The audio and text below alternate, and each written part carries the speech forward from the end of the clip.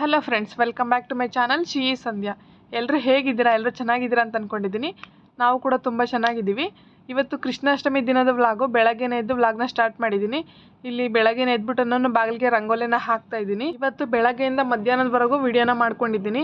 ಹಾಗೆ ನಮ್ಮ ಮನೇಲಿ ಕೃಷ್ಣಾಷ್ಟಮಿನ ಹೇಗೆ ಆಚರಣೆ ಮಾಡಿದ್ವಿ, ನಮ್ಮ ಪುಟ್ಟು ಪಾಪನ ಹೇಗೆ ಕೃಷ್ಣನ ಅಲಂಕಾರ ಮಾಡಿ ರೆಡಿ ಮಾಡಿದ್ದೆ ಅಂತಲೂ ಕೂಡ ತೋರಿಸ್ತಿದ್ದೀನಿ. ಹಾಗೆ ಒಂದು ಬ್ರೇಕ್ಫಾಸ್ಟ್ ರೆಸಿಪಿ, ಇಡ್ಲಿ ಹಾಗೆ ಹಾಗಲಕಾಯಿ ಪಲ್ಯ ರೆಸಿಪಿನ ಕೂಡ ತೋರಿಸ್ತಿದ್ದೀನಿ. ಹಾಗೆ ವಿಡಿಯೋನ ಸ್ಕಿಪ್ ಮಾಡಿದಿರಾ ಕೊನೆವರೆಗೂ ನೋಡಿ. ನಿಮ್ಗೆ ಯಾರಿಗ ನಾನು ಸ್ವಲ್ಪನಾದರೂ ಇಷ್ಟ ಆಗಿದ್ದರೆ ಲೈಕ್ ಮಾಡಿ ವಿಡಿಯೋಗೆ. ಹಾಗೆ ವಿಡಿಯೋನ ಸಬ್ಸ್ಕ್ರೈಬ್ ಮಾಡ್ಕೊಂಡು ಕೂಡ ನೋಡಿ ಅಂತ ಹೇಳ್ತೀನಿ. ಇಲ್ಲಿ ರಂಗೋಲಿನ ಬರ್ದಿದ್ದಾಯಿತು. ರಂಗೋಲಿನ ಬರೆದ್ಬಿಟ್ಟು ಮನೆಯೆಲ್ಲ ಕ್ಲೀನ್ ಮಾಡ್ತಾ ಇದ್ದೀನಿ. ಲಾಸ್ಟ್ ವ್ಲಾಗಲ್ಲೇ ಹೇಳಿದ್ದೆ ನೋಡಿ, ರೀಸೆಂಟಾಗಿ ಮನೆನ ಶಿಫ್ಟ್ ಮಾಡ್ಕೊಂಡಿದ್ದೀವಿ ಅಂತ. 3rd ಫ್ಲೋರಿಂದ 4th ಫ್ಲೋರ್ಗೆ ಬಂದಿದ್ದೀವಿ ಅಂತ. 3rd ಫ್ಲೋರಲ್ಲಿ ವಿಂಡೋಗೆ ಗ್ಲಾಸ್ ಇತ್ತು. ಹಾಗಾಗಿ ಮಳೆ ಬಂದರೆ ನೀರು ಒಳಗಡೆ ಬರ್ತಿರ್ಲಿಲ್ಲ. ನಾನು ರಂಗೋಲಿನ ಆರಾಮಾಗಿ ಬರಿಬೋದಿತ್ತು. ಆದರೆ ಇಲ್ಲಿ ವಿಂಡೋ ಇಲ್ಲ. ಮಳೆ ಬಂದರೆ ನೀರೆಲ್ಲ ಬಾಗಿಲಿಗೆ ಬಂದುಬಿಡುತ್ತೆ. ಬಾಗಿಲಿಗೆ ಬಂದು ರಂಗೋಲಿಯೆಲ್ಲ ಹಳ್ಸೋಗುತ್ತೆ. ಹಾಗಾಗಿ ರಂಗೋಲಿಯಲ್ಲಿ ಅಲ್ದಿರ ಚಾಕ್ ಪೀಸಲ್ಲಿ ಬರೀತಾ ಇದ್ದೀನಿ. ಸಿಂಪಲಾಗೇ ಬರೆದಿದ್ದೀನಿ. ಮನೆಯೆಲ್ಲ ಕಸ ಗುಡಿಸ್ಬಿಟ್ಟು ರಂಗೋಲಿ ಹಾಕ್ಬಿಟ್ಟು ಬಾಗಿಲಿಗೆ ಇಲ್ಲಿ ಒಳಗಡೆ ಬಂದು ಸ್ಟವ್ನ ಕ್ಲೀನ್ ಮಾಡ್ಕೊಳ್ತಾ ಇದ್ದೀನಿ. ರಾತ್ರಿನೇ ಕ್ಲೀನ್ ಮಾಡಿರ್ತೀನಿ. ಆದರೂ ಮತ್ತೆ ನೆಲ ಒರೆಸೋಕ್ಕಿಂತ ಮುಂಚೆ ಒಂದ್ಸರಿ ಸ್ಟವ್ನ ನೀಟಾಗಿ ಒರೆಸ್ಕೊತೀನಿ ಒದ್ದೆ ಬಟ್ಟೆ ಮಾಡಿಕೊಂಡು. ಹೀಗೆ ಸೋಮವಾರ ಶುಕ್ರವಾರ ಪೂಜೆ ಇರೋದ್ರಿಂದ ನಾನು ರಾತ್ರಿನೇ ಎಲ್ಲ ಕ್ಲೀನ್ ಮಾಡಿರ್ತೀನಿ. ಆದ್ರೂ ಕೂಡ ಮತ್ತೆ ಬೆಳಗ್ಗೆದು ಒಂದ್ಸರಿ ನೀಟಾಗಿ ಒರೆಸ್ಕೊಳ್ಳಿಲ್ಲ ಅಂದರೆ ಮನಸ್ಸಿಗೆ ಸಮಾಧಾನನೇ ಇರಲ್ಲ. ಎಲ್ಲನೂ ನೀಟಾಗಿ ಒರೆಸ್ಕೊಂಡು ಮತ್ತೆ ನೆಲ ತೊಳಿಬೇಕಾದ್ರೆ ಒಂದ್ಸರಿ ಒರೆಸ್ಕೊಂಡು ನೆಲ ತೊಳಿತೀನಿ. ಹಾಗೆ ಇಲ್ಲಿ ಸ್ಟವ್ ಮೇಲೆ ಕೆಳಗಡೆ ಎಲ್ಲ ಒರೆಸ್ಕೊಳ್ತಾ ಇದ್ದೀನಿ. ಬೆಳಗ್ಗೆ ಪೂಜೆ ಇದೆ ಅಂತಂದರೆ ರಾತ್ರಿನೇ ಇದನ್ನೆಲ್ಲ ನೀಟಾಗಿ ಕ್ಲೀನ್ ಮಾಡಿ ಇಟ್ಕೊಂಡ್ಬಿಟ್ರೆ ಬೆಳಗ್ಗೆ ಆರಾಮಾಗಿ ಪೂಜೆ ಮಾಡ್ಕೊಳ್ಬಹುದು ಮೇಲ್ಮೇಲೆ ಕ್ಲೀನ್ ಮಾಡಿಕೊಂಡು. ಹಾಗಾಗಿ ನಾನೆಲ್ಲ ಮಾಡಿರ್ತೀನಿ. ಆದ್ರೂ ಕೂಡ ಮತ್ತೊಂದು ಸರಿ ಕ್ಲೀನ್ ಮಾಡ್ತಾ ಇದ್ದೀನಿ. ನೋಡಿ, ಇಲ್ಲಿ ಮೇಲ್ಗಡೆ ಗೋಡೆನೂ ಕೂಡ ಒದ್ದೆ ಬಟ್ಟೆಯಿಂದ ಒರೆಸ್ಕೊಳ್ತಾ ಇದ್ದೀನಿ. ಇವಾಗ ಗ್ಯಾಸ್ ಎಲ್ಲ ಒರೆಸ್ಬಿಟ್ಟು ನೀಟಾಗಿ ಅದ್ರ ಮೇಲ್ಗಡೆನ ಸ್ಟವ್ನೆಲ್ಲ ಜೋಡಿಸ್ತಾ ಇದ್ದೀನಿ.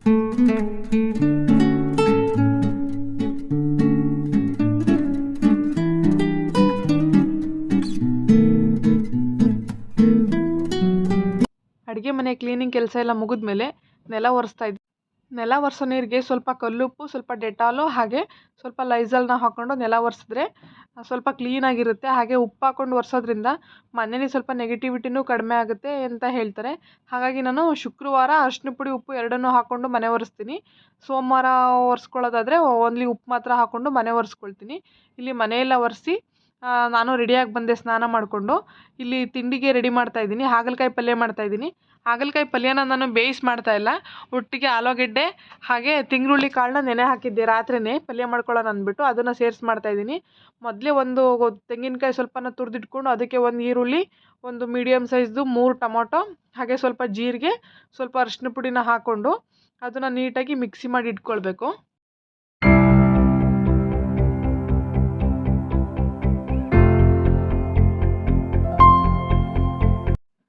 ಇವಾಗ ಕುಕ್ಕರ್ನ ಸ್ಟವ್ ಮೇಲೆ ಇಟ್ಬಿಟ್ಟು ಅದಕ್ಕೆ ಸ್ವಲ್ಪ ಆಯಿಲು ಹಾಗೆ ತುಪ್ಪ ಹಾಕ್ಕೊಳ್ತಾ ಇದ್ದೀನಿ. ಹಾಗಲಕಾಯಿ ಪಲ್ಯಕ್ಕೆ ಸ್ವಲ್ಪ ಒಗ್ಗರಣೆಗೆ ತುಪ್ಪ ಹಾಕ್ಕೊಂಡ್ರೆ ಕಹಿ ಅಂಶ ಜಾಸ್ತಿ ಗೊತ್ತಾಗಲ್ಲ, ತುಂಬ ಚೆನ್ನಾಗಿರುತ್ತೆ. ತುಪ್ಪ ಹಾಕ್ಬಿಟ್ಟು ತುಪ್ಪ ಸ್ವಲ್ಪ ಬಿಸಿ ಆದಮೇಲೆ ಅದಕ್ಕೆ ಸ್ವಲ್ಪ ಜೀರಿಗೆ ಹಾಗೆ ಸಾಸಿವೆನ ಹಾಕ್ಕೊಂಡು ಅದು ಚಿಟಪಟ ಅಂತ ಸಿಡಿದ್ಮೇಲೆ ನಾವು ರುಬ್ಬಿಟ್ಕೊಂಡಿರ್ತೀವಲ್ಲ ಆ ಖಾರನ ಹಾಕ್ಕೊಳ್ಬೇಕು. ನಾನಿವಾಗ ಮೊದಲೇ ಕಾಯಿ ಎಲ್ಲ ಟೊಮೊಟೊ ಈರುಳ್ಳಿ ಎಲ್ಲ ಸೇರಿಸಿರೋ ರುಬ್ಬಿಟ್ಟಿರೋ ಖಾರನ ಹಾಕ್ತಾಯಿದ್ದೀನಿ. ನೆಕ್ಸ್ಟು ಅದು ಹಾಕಿದ್ಮೇಲೆ ಇವಾಗ ಮುಂದೆ ಕಟ್ ಮಾಡಿ ಇಟ್ಕೊಂಡಿರೋದು ಆಲೂಗೆಡ್ಡೆ ಹಾಗೆ ಹಾಗಲಕಾಯಿ ಹಾಗೆ ರಾತ್ರಿನೇ ನೆನೆಸಿಟ್ಟಿರುವಂತಹ ತಿಂಗ್ರುಳ್ಳಿ ಕಾಳು, ವೈಟ್ ತಿಂಗ್ರುಳ್ಳಿ ಕಾಳನ್ನ ಹಾಕ್ತಾಯಿದ್ದೀನಿ. ಇದು ತುಂಬಾ ಚೆನ್ನಾಗಿರುತ್ತೆ. ನಾವು ಬೆಳಗ್ಗೆ ಪಲ್ಯ ಮಾಡ್ಕೋಬೇಕು ಅಂದರೆ ರಾತ್ರಿನೇ ನೆನೆಸ್ಬೇಕು. ಆವಾಗ ಸ್ವಲ್ಪ ಚೆನ್ನಾಗಿರುತ್ತೆ. ಹಸಿ ಕಾಳು ಥರನೇ ಆಗುತ್ತೆ, ತುಂಬ ಚೆನ್ನಾಗಿರುತ್ತೆ. ನನಗಂತೂ ಈ ಕಾಳನ್ನ ರಾತ್ರಿನೇ ನೆನೆಸ್ಬಿಟ್ಟು ಹಾಕಿ ಈ ಥರ ಮಾಡಿದ್ರೆ ತುಂಬ ಚೆನ್ನಾಗಿ ಅನಿಸುತ್ತೆ ಪಲ್ಯ. ನನಗೆ ಇದನ್ನು ಬೇಯಿಸ್ಬಿಟ್ಟು ಅದರ ರಸ ಎಲ್ಲ ತೆಗೆದು ಚೆಲ್ಲಿ ಮಾಡೋಕ್ಕೆ ಇಷ್ಟ ಇಲ್ಲ. ನಾನು ಯಾವಾಗಲೂ ಹೀಗೆ ಮಾಡ್ತೀನಿ. ಇವಾಗ ಅದನ್ನೆಲ್ಲ ಹಾಕ್ಬಿಟ್ಟು ಒಂದು ಮಿಕ್ಸ್ ಕೊಟ್ಬಿಟ್ಟು ಇದಕ್ಕೆ ಸ್ವಲ್ಪ ಖಾರದ ಪುಡಿ ಹಾಗೆ ಸ್ವಲ್ಪ ಧನಿಯಾದ ಪುಡಿ ಹಾಕ್ಕೊಳ್ಬೇಕು. ಹಾಕ್ಕೊಂಡು ನೀಟಾಗಿ ಒಂದ್ಸಲಿ ಕಲಿಸ್ಬಿಟ್ಟು ರುಚಿಗೆ ತಕ್ಕಷ್ಟು ಉಪ್ಪನ್ನ ಹಾಕಿ ಇನ್ನೊಂದು ಸರಿ ಮಿಕ್ಸ್ ಮಾಡಿಬಿಟ್ಟು ನಮಗೆ ಎಷ್ಟು ಕನ್ಸಿಸ್ಟೆನ್ಸಿ ಎಷ್ಟು ಬೇಕಾಗುತ್ತೆ ಅಷ್ಟು ನೀರನ್ನ ಹಾಕ್ಕೊಂಡು ನೀಟಾಗಿ ಕಲಿಸ್ಬಿಟ್ಟು ಕುಕ್ಕರ್ ಲಿಡ್ನ ಕ್ಲೋಸ್ ಮಾಡಿ ಒಂದು 2ರಿಂದ 3 ವಿಷಲ್ನೇ ತೆಗೆಸ್ಬೇಕು. ಅದು ಒಣಕಾಳು ನೋಡಿ, ಹಾಗಾಗಿ ಬೇಯಬೇಕು ಚೆನ್ನಾಗಿ. ನಾನಿಲ್ಲಿ ರವೆ ಇಡ್ಲಿನ ಮಾಡ್ತಾಯಿದ್ದೀನಿ. ನೋಡಿ, ಬ್ಯಾಟರ್ನ ಪ್ರಿಪೇರ್ ಮಾಡಿ ಇಟ್ಟಿದ್ದೆ, ತುಂಬ ಚೆನ್ನಾಗಿ ಉಬ್ಬಿ ಬಂದಿದೆ ನೋಡಿ, ತುಂಬ ಚೆನ್ನಾಗಿ ಫರ್ಮೆಂಟ್ ಆಗಿದೆ. ಇದರಲ್ಲಿ ಇಡ್ಲಿ ಮಾಡಿದ್ರೆ ಅಂತೂ ತುಂಬ ಸಾಫ್ಟಾಗಿ ಬರುತ್ತೆ, ತುಂಬ ಮೃದುವಾಗಿರುತ್ತೆ, ತುಂಬಾ ಚೆನ್ನಾಗಿರುತ್ತೆ. ಇವಾಗ ಇಡ್ಲಿ ಪಾತ್ರೆ ತೊಗೊಂಡು ಅದಕ್ಕೆ ಬಿಸಿನೀರು ಕಾಯಿಗೆ ಇಟ್ಕೊಂಡಿದ್ದೀನಿ. ಹಾಗೆ ಇಡ್ಲಿ ಪಾತ್ರೆಗೆಲ್ಲ ತುಪ್ಪನ ಹಚ್ತಾ ಇದ್ದೀನಿ. ನಾನು ಆಯಿಲ್ ಸ್ವಲ್ಪ ಕಡಿಮೆನೇ ಬಳಸಬೇಕು ಅಂತ ಟ್ರೈ ಮಾಡ್ತಾಯಿದ್ದೀನಿ. ಆಯಿಲ್ ಬದಲಿಗೆ ಇಲ್ಲಿ ತುಪ್ಪನ ಹಚ್ಕೊಳ್ತಾ ಇದ್ದೀನಿ. ತುಪ್ಪ ಹಚ್ಕೊಂಡ್ರೆ ಟೇಸ್ಟು ಕೂಡ ತುಂಬ ಚೆನ್ನಾಗಿರುತ್ತೆ. ಆಯಿಲ್ನ ಬಳಸ್ದರೆ ಕಡಿಮೆ ಆಯಿಲ್ ಬಳಸ್ದಾಗೂ ಕೂಡ ಆಗುತ್ತೆ. ಹಾಗೆ ತುಪ್ಪನ ಎಲ್ಲ ಪ್ಲೇಟ್ಗೂ ಸವರ್ಬಿಟ್ಟು ಇಲ್ಲಿ ಇಡ್ಲಿ ಬ್ಯಾಟರ್ನ ಹಾಕ್ತಾಯಿದ್ದೀನಿ. ಇಡ್ಲಿ ಬ್ಯಾಟರ್ನ ತುಂಬ ಹಾಕೊಳ್ದಲೆ ಒಂದು ಮುಕ್ಕಾಲು ಭಾಗದಷ್ಟು ಹಾಕ್ಕೊಳ್ಬೇಕು. ಆವಾಗ ಇಡ್ಲಿ ಬೇಯುವಾಗ ತುಂಬ ಚೆನ್ನಾಗಿ ಬರುತ್ತೆ. ಮೇಲ್ಗಡೆ ಸ್ವಲ್ಪ ಗ್ಯಾಪ್ ಇರಬೇಕು. ಅದೇ ಥರ ಹಾಕ್ಕೊಂಡು ನೀಟಾಗಿ ಎಲ್ಲದಕ್ಕೂ ಫಿಲ್ ಮಾಡಿಬಿಟ್ಟು ನಾನು ಇಡ್ಲಿನ ಬೇಯಿಸ್ಕೊಳ್ತೀನಿ. ಒಂದು 10 ನಿಮಿಷ ಹೈ ಫ್ಲೇಮಲ್ಲಿಟ್ಟು ಒಂದು 2ರಿಂದ 3 ನಿಮಿಷ ಲೋ ಫ್ಲೇಮಲ್ಲಿಟ್ಟು ಚೆನ್ನಾಗಿ ಬೇಯಿಸಿದ್ರೆ ತುಂಬ ನೀಟಾಗಿ ಚೆನ್ನಾಗಿರುತ್ತೆ ಇಡ್ಲಿ. ನೋಡಿ ತೋರಿಸ್ತೀನಿ ಎಷ್ಟು ಮೃದುವಾಗಿ ಬಂದಿದೆ ಅಂತ ಅಂದ್ಬಿಟ್ಟು. ಇವಾಗ ಎಲ್ಲನೂ ಹಾಕ್ಬಿಟ್ಟು ಇಡ್ತಾಯಿದ್ದೀನಿ ಒಳಗಡೆ. ಇಡ್ಲಿ ಪಾತ್ರೆ ಒಳಗಡೆ ನೀರು ಕುದೀತಾ ಇತ್ತು, ಅದರೊಳಗಡೆ ಇಡ್ತಾಯಿದ್ದೀನಿ. ಇಡ್ಲಿಗೆ ಕಾಯಿ ಚಟ್ನಿ ಮಾಡಿಕೊಂಡ್ರೂ ಕೂಡ ತುಂಬಾ ಚೆನ್ನಾಗಿರುತ್ತೆ. ನಾನು ಮಾಡೋಣ ಅಂತ ಅಂದ್ಕೊಂಡೆ, ಆದರೆ ಇವತ್ತು ಪೂಜೆ ಇರೋದ್ರಿಂದ ಟೈಮ್ ಆಗುತ್ತೆ ಅಂತ ಅಂದ್ಬಿಟ್ಟು ಮಾಡಲಿಲ್ಲ. ಹಾಗಲಕಾಯಿ ಪಲ್ಯ ಮಾಡಿಬಿಟ್ಟು ಅದಕ್ಕೇ ಇಡ್ಲಿ ಮಾಡಿಕೊಂಡೆ. ಇಲ್ಲಿ ಒಲೆ ಮೇಲೆ ಇಡ್ಲಿ ಇಟ್ಬಿಟ್ಟು ತಲೆನ ಒಣಗಿಸ್ಕೊಳ್ತಾ ಇದ್ದೀನಿ. ಫ್ರೆಶ್ ಅಪ್ ಆಗಿದ್ನಲ್ಲ, ಹಾಗಾಗಿ ತಲೆ ಸ್ವಲ್ಪ ಒದ್ದೆ ಇತ್ತು. ಜಾಸ್ತಿ ಹೊತ್ತು ಒದ್ದೆ ತಲೆನ ಹಾಗೆ ಬಿಟ್ಕೊಂಡ್ರೆ ತಲೆನೋವು ಬರುತ್ತೆ. ಹೊರಗಡೆ ಸ್ವಲ್ಪ ಬಿಸಿಲಿರಲಿಲ್ಲ, ಮಳೆ ಬರೋ ಥರ ಇತ್ತು. ಸ್ವಲ್ಪ 2-3 ದಿನದಿಂದ ತುಂಬ ಮಳೆ ಬರ್ತಿದೆ. ಹಾಗಾಗಿ ನೋಡಿ ಗಾಳಿನೂ ಕೂಡ ತುಂಬ ಜೋರಾಗೆ ಬರ್ತಿತ್ತು. ಹಾಗೆ ತಲೆನ ಒಣಗಿಸ್ಕೊಳ್ಳೋಣ ಅಂತ ಅಂದ್ಬಿಟ್ಟು ಹೊರಗಡೆ ಬಾಲ್ಕನಿ ಹತ್ರ ಬಂದೆ.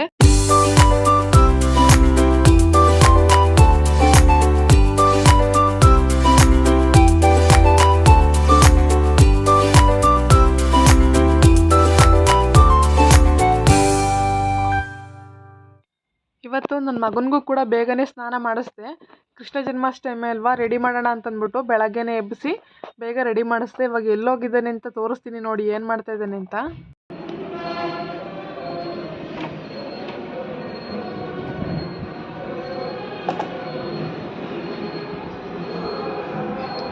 ಇಲ್ಲಿ ಯಾರು ಗಲೀಜು ಮಾಡಿದ್ದು? ರಂಗೋಲಿ ಎಲ್ಲ ಒರೆಸಿದ್ದು ಯಾರು? ಹಾಂ, ಯಾಕೆ ಒರೆಸ್ದೆ? ಏನು ಮಾಡಿದೆ ಅಲ್ಲಿ? ಅದು ಮಾಡಿದ್ಯಾ? ಯಾಕೆಲ್ಲನೂ ಅಳಿಸ್ದೆ? ಯಾಕೆ ಅಳಿಸ್ದೆ ಹೇಳು? ಯಾಕೆ ಅಳಿಸ್ದೆ? ಮತ್ತೆ ಅಳಿಸ್ತೀಯಾ? ಆ ಥರ ಮಾಡ್ತಾರಾ ಚಿನ್ನಿ? ಆ ಥರ ಮಾಡ್ತಾರಾ? ಹೇಳ್ಕೊಂಡು ಆ ಥರ ಮಾಡ್ತಾರಾ?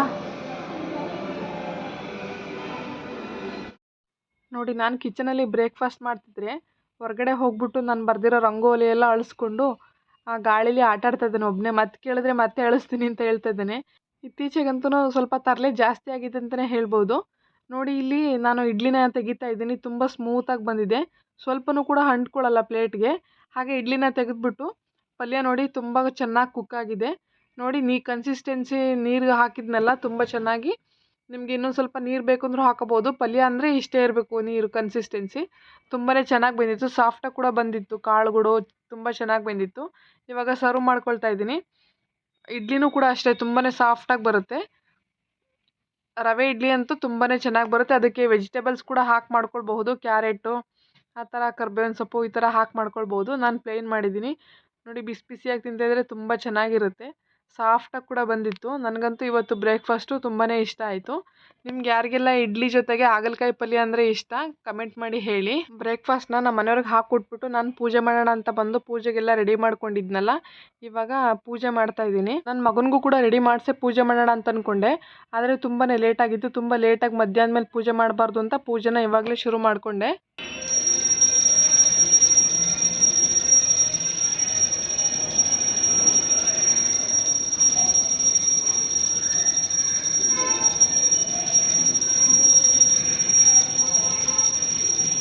ಪೂಜೆ ಎಲ್ಲ ಮುಗಿಸಿದ್ದಾಯಿತು. ಪೂಜೆ ಮುಗಿಸಿ ನಾನು ಕೂಡ ಬ್ರೇಕ್ಫಾಸ್ಟ್ ಮುಗಿಸಿ ನಮ್ಮ ಪಾಪಗೂ ಕೂಡ ತಿನ್ನಿಸಿ ಇಲ್ಲಿ ಸ್ವಲ್ಪ ಹಾಸಿಗೆ ಬಟ್ಟೆನ ಚೇಂಜ್ ಮಾಡೋಣ ಅಂತ ತೆಗಿತಾ ಇದ್ದೀನಿ. ಇದನ್ನು ನಾನು ಮೀಶೋದಲ್ಲಿ ಆರ್ಡ್ರ್ ಮಾಡ್ಕೊಂಡಿದ್ದೆ. ಎಲಾಸ್ಟಿಕ್ದು ಬೆಡ್ಶೀಟು ತುಂಬಾ ಚೆನ್ನಾಗಿದೆ. ಕ್ವಾಲಿಟಿ ಅಂತೂ ತುಂಬ ಚೆನ್ನಾಗಿ ಬಂದಿದೆ. ತುಂಬ ಕಡಿಮೆ ರೇಟಿಗೆ ಸಿಕ್ತು ನನಗೆ. ಅದು 350 ಏನೋ ಇತ್ತು ರೇಟು. ನೋಡಿ, ಅದೇ ಥರ ತುಂಬ ಚೆನ್ನಾಗಿದೆ ಕ್ವಾಲಿಟಿ ಅಂದ್ಬಿಟ್ಟು ವೈಟ್ ಕಲರಲ್ಲಿ ಇನ್ನೊಂದು ಬೆಡ್ಶೀಟ್ನ ಆರ್ಡ್ರ್ ಮಾಡಿಕೊಂಡೆ. ಬೆಡ್ಶೀಟೆಲ್ಲ ಹಾಸಿಗೆ ಬಟ್ಟೆ ಅಂತೂ ಕ್ವಾಲಿಟಿ ತುಂಬ ಚೆನ್ನಾಗಿದೆ. 271 ರುಪೀಸ್ಗೆ ಇಷ್ಟೊಂದು ಚೆನ್ನಾಗಿ ಬರುತ್ತೆ ಕ್ವಾಲಿಟಿ ಅಂತ ನಾನು ಅಂದ್ಕೊಂಡಿರಲಿಲ್ಲ. ನಾವು ಶಾಪಲ್ಲಿ ಪರ್ಚೇಸ್ ಮಾಡಿದ್ರೆ ತುಂಬಾ ರೇಟ್ ಹೇಳ್ತಾರೆ, ಆದರೆ ಇದಂತೂ ತುಂಬಾ ಚೆನ್ನಾಗಿತ್ತು. ತುಂಬ ಕಡಿಮೆ ಕೂಡ ಸಿಕ್ತು. 271 ರುಪೀಸ್ ಅಷ್ಟೇ ನಾನು ಕೊಟ್ಟಿದ್ದು. ತುಂಬಾ ಚೆನ್ನಾಗಿದೆ. ನನಗಂತೂ ಕಲರ್ ಕೂಡ ವೈಟ್ ಅಂದರೆ ತುಂಬ ಇಷ್ಟ. ಹಾಗೆ ಕ್ವಾಲಿಟಿ ಕೂಡ ಅಷ್ಟೇ ಸಖತ್ ಚೆನ್ನಾಗಿದೆ. ಫ್ಲವರ್ಸ್ ಡಿಸೈನ್ಸು ಫ್ಲೋರಲ್ ಡಿಸೈನಲ್ಲಿ ಬಂದಿದೆ. ತುಂಬ ಚೆನ್ನಾಗಿದೆ. ನನಗಂತೂ ವರ್ತ್ ಅಂತ ಅನ್ನಿಸ್ತು. ಅದನ್ನು ಇವಾಗ ನೀಟಾಗಿ ಸೆಟ್ ಮಾಡಿ ಎಲ್ಲನೂ ಅರೇಂಜ್ ಮಾಡಿ ಇಡ್ತಾಯಿದ್ದೀನಿ. ಇಲ್ಲಿ ನೋಡು ಕೊಳಲು ಕೊಡ್ರಿ ಕೊಳಲು ಇಸ್ಕೋ ಊದು ಇಸ್ಕೋ ಹಿಡ್ಕೊ ಇಲ್ಲಿ ನೋಡಿ ಇಲ್ಲಿ ಇಲ್ಲಿ ಇಲ್ಲಿ ಇಲ್ಲಿ ಈ ಕಡೆ ಚಿನ್ನ ಈ ಕಡೆ ನಾನು ಈ ಕಡೆ ಅವ್ನು ಮುಗಿದೀನಿ ಆಯ್ತು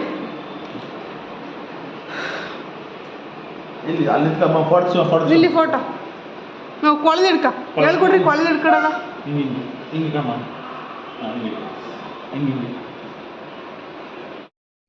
ನಮ್ಮ ಚಿನ್ನಿ ಕೃಷ್ಣ ರೆಡಿ ಆಗಿದ್ದಾನೆ. ಕೃಷ್ಣನ ಡ್ರೆಸ್ಸನ್ನು ತೊಗೊಂಡು ಬಂದಿದ್ವಿ, ಅದನ್ನು ಹಾಕಿಸ್ಕೊಳ್ಳಿಲ್ಲ. ಹಾಗಾಗಿ ವೈಟ್ ಕಲರ್ ಪ್ಯಾಂಟ್ನ ಹಾಕ್ಬಿಟ್ಟು ಈ ಥರ ರೆಡಿ ಮಾಡಿದ್ದೀನಿ. ಇನ್ನೂ ಇತ್ತು ಕೈಗೆಲ್ಲ ಏನೂ ಹಾಕಿಸ್ಕೊಳ್ಳಿಲ್ಲ, ತೋಳು ಬಂದು ಎಲ್ಲನೂ ಬೇಡ ತೆಗೀರಿ ಅಂತ ಅಳ್ತಿದ್ದ, ಗಲಾಟೆ ಮಾಡ್ತಿದ್ದ. ನೋಡಿ ಬಿಚ್ಚು ಬಿಚ್ಚು ಅಂತ ಹೇಳ್ತಾ ಇದ್ದಾನೆ. ಜಾಸ್ತಿ ಹೊತ್ತೇನೂ ಇಟ್ಕೊಳ್ಳಿಲ್ಲ, ಒಂದು 2-3 ನಿಮಿಷ ಅಷ್ಟೇ. ಫೋಟೋಸು ವೀಡಿಯೋಸು ತಗೊಳಕ್ಕೆ ಕೂಡ ಬಿಡಲಿಲ್ಲ, ತೆಗೆದ್ಬಿಟ್ಟ ಎಲ್ಲನೂ.